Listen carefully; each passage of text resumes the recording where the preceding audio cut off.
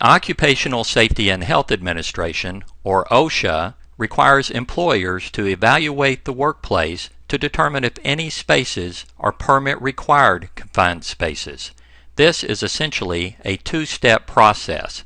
Step 1, identify all of your confined spaces, and Step 2, determine which of those confined spaces are permit-required, and conversely, which ones are not. The focus of this tutorial is on OSHA's definition of a confined space. Employers must evaluate all confined spaces in the workplace even if they do not have employees who will be entering those spaces. Also, the permit-required confined space standard does not require documentation of this evaluation. However, it may be a good idea. So what is OSHA's definition of a confined space? The OSHA definition of a confined space can be found at 1910-146 paragraph B, definitions. There you will see that confined spaces are characterized by three criteria. It is important to note that all three criteria must be in place for a space to be considered a confined space. Also, keep in mind that whether or not a hazard is present inside the space is not relevant at this point. You are only trying to identify confined spaces. The first criteria listed in OSHA's definition of a confined space is the space is large enough and so configured that an employee can bodily enter and perform assigned work. The operative term is bodily enter. This means that the employee can fit entirely inside the space.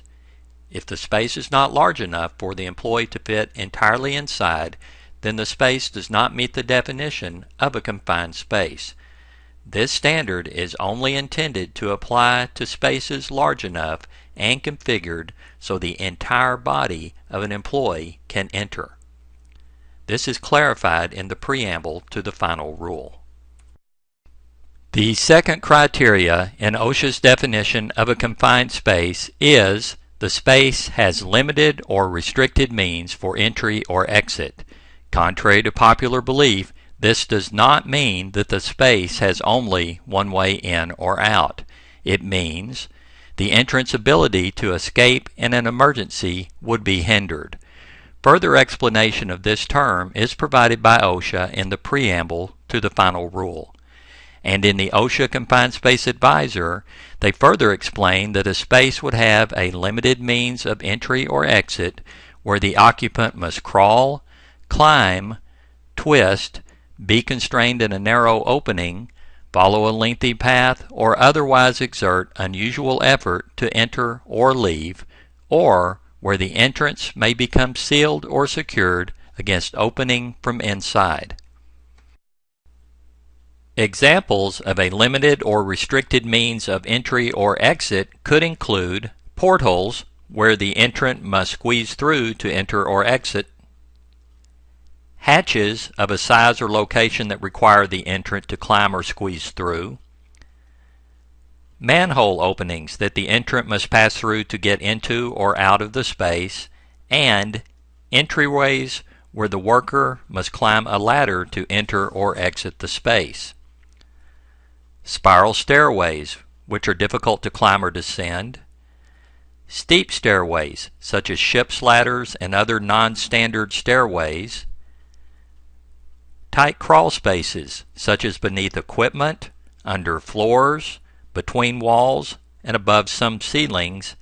And enclosed spaces where the worker must travel a long distance to get to the means of exit. The question often arises as to whether or not OSHA considers a standard-sized doorway to be a limited or restricted means of entry or exit. In the preamble to the Permit-Required Confined Space Standard, OSHA states that doorways and other portals through which a person can walk are not to be considered a limited means of entry or exit. However, a space containing such a door or portal may still be deemed a confined space if an entrance ability to escape in an emergency would be hindered. OSHA further clarifies their position in a later amendment published in the Federal Register, where they state that even if the door or portal of a space is of sufficient size, obstructions inside the space could make entry into or exit from the space difficult. The agency intended that spaces which otherwise meet the definition of a confined space and which have obstructed entry or exits, even though the portal is a standard size doorway, be classified as confined spaces. The third and final criteria listed in OSHA's definition of a confined space is the space is not designed for continuous employee occupancy.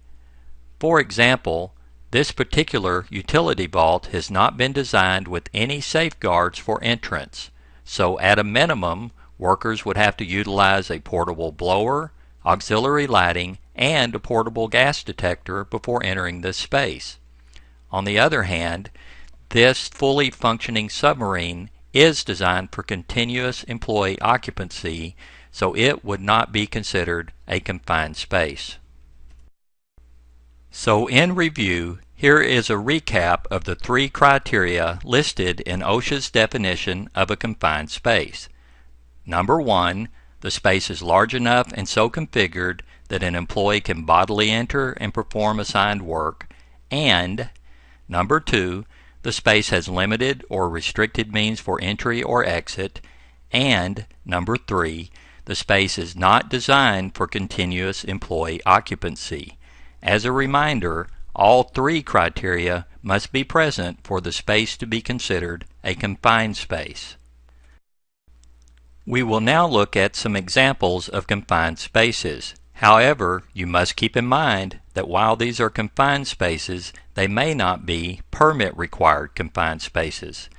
That will be determined at a later time using additional criteria. Tanks of many configurations are considered confined spaces, as are most silos and similarly constructed storage bins. Air handler units and associated equipment are often constructed of a size and configuration that make them a confined space, as would be any ductwork large enough to be bodily entered. Many smokestacks are confined spaces, as would be many chimneys. And escalator pits of a size large enough for the employee to bodily enter would also be considered confined spaces. Some mixers, such as this mobile concrete mixing drum, are confined spaces, as are many types of boilers. Large furnaces and associated equipment often qualify as confined spaces, as do tanks affixed to trailers or to rail cars. And many trash compactors are configured to be confined spaces, as are some material balers. And as previously mentioned, many crawl spaces beneath floors and equipment, between walls, and above some ceilings are considered confined spaces as well.